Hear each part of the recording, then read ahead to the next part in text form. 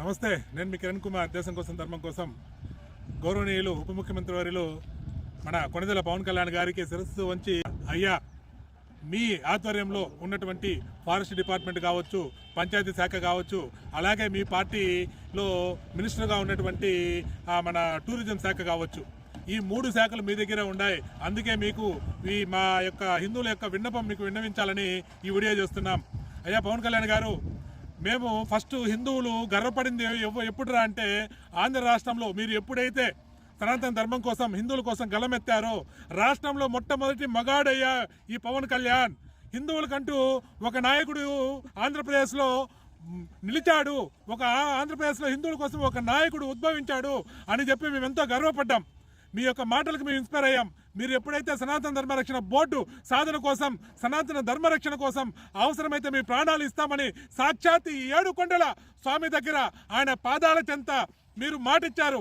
మర్చిపోయారా పవన్ కళ్యాణ్ గారు? మీ మాటకు నేను ఏనాడు కూడా రాజకీయ పార్టీల్లో కానీ, రాజకీయ మీటింగ్లో కానీ నా ఇన్నేళ్ల చరిత్రలో నేను అటెండ్ కాలేదు.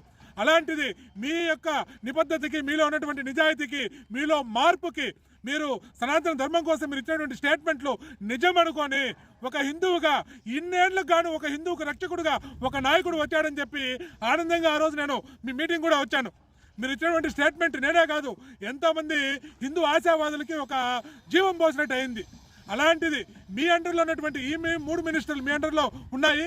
మీ అండర్లో ఉన్నటువంటి నేను నిలబడుకున్నటువంటి భూమి ఏదైతే ఉందో, ఈ భూమి పేరూరు పంచాయతీ కిందికి వస్తుంది అని చెప్పి రికార్డ్స్లో రాశారు. అలాగే ఇక్కడ ఏదైతే బిల్డింగ్ కడుతున్నారో, ముంతాజ్ స్టార్ హోటల్ సంబంధించి విల్లాలు ఏవైతే కడుతున్నారో, ఇవన్నీ కూడా టూరిజం శాఖ దుర్గేష్ గారు, టూరిజం మినిస్టర్, మీ ఎమ్మెల్యే పార్టీకి సంబంధించినటువంటి వ్యక్తే అతని అండర్లో ఉంది.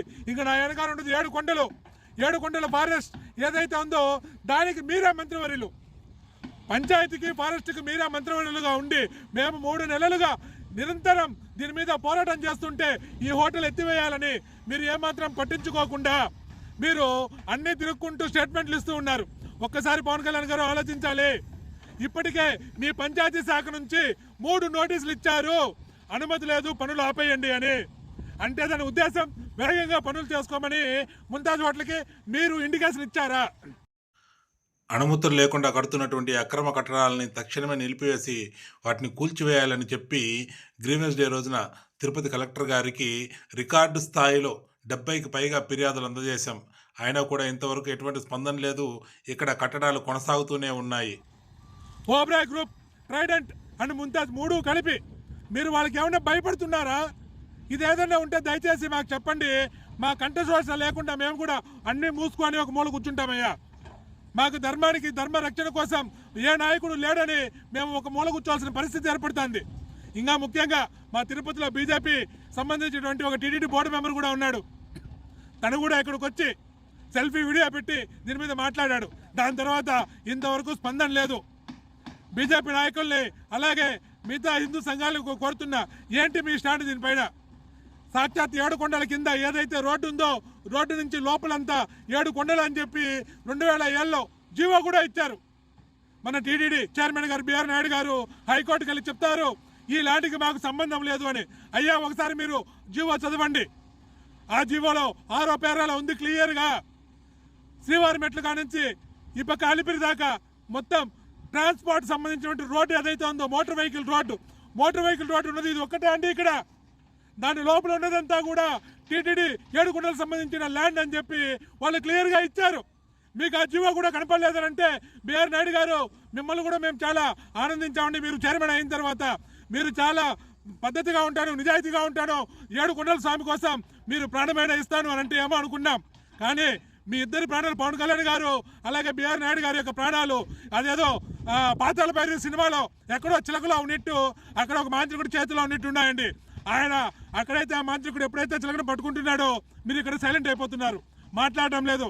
ఇంతవరకు మీరు ధర్మం కోసం చేసినటువంటి వాగ్దానాలు మరొకసారి గుర్తు తెచ్చుకొని దయచేసి ఈ దరిద్రమైనటువంటి, నికృష్టమైనటువంటి ఏదైతే కట్టడాలు ఉన్నాయో వాటిని ఆపేయాలి అని చెప్పి ఆ 7 కొండల స్వామి చెంత మిమ్మల్ని ప్రాధాయపడుతున్నా. దయచేసి ఈ మందు, పొందు, విందు, వ్యభిచార గుంపులు కడుతున్నారు. ఒక విధంగా చెప్పాలంటే ఇక్కడ తిరుమల 7 కొండల ప్రాంతంలో దయచేసి ఇంకైనా మేలుకోవాలని మిమ్మల్ని ప్రాధాయపడుతున్నానయ్యా. అయ్యా హిందూ బంధువులారా, తిరుపతిలో ఉన్నటువంటి భక్తులారా, అలాగే టీటీడీ ఉద్యోగస్తులారా, ఇంకైనా మేలుకోండి. ఇది డైరెక్ట్గా మన ధర్మాన్ని, మన కుటుంబాన్ని నాశనం చేసే కట్టడాలు ఇవన్నీ. ఇంకైనా మీరు మేలుకొని ఒక ఉద్ధృతంగా మీరు ఈ యొక్క ఉద్యమంలో పాల్గొనకపోతే ఇలాంటి దరిద్రాలు మనకి ఆపడానికి శక్తి సరిపోదు. దయచేసి ప్రతి ఒక్కరు మేలుకోవాలి, ముందుకు రావాలని ప్రతి హిందూ బంధువులు నేను వేడుకుంటున్నా. భారతీయత కోసం కొట్లాడదాం, గోమాతను రక్షించుకుందాం, సనాతన ధర్మ రక్షణ బోర్డు సాధనకై పోరాడదాం. దయచేసి నా ఈ వీడియోని లైక్ చేయండి, షేర్ చేయండి, ప్రతి ఒక్కరికి తెలియాలా ఈ వేదన, ప్రతి ఒక్క హిందువుకి చేరాలి. అలాగే భారతీయులు హిందువులు బాగుండాలనుకునే ప్రతి ఒక్కరికి ఈ వీడియో చేరాలి. ఈ దరిద్రమైన కట్టడాలను ఆపాలి. కాబట్టి దయచేసి నా వీడియోని లైక్ చేయండి, షేర్ చేయండి. భారత్ మాతాకి జై, జై శ్రీరామ్, గోవిందా గోవిందా.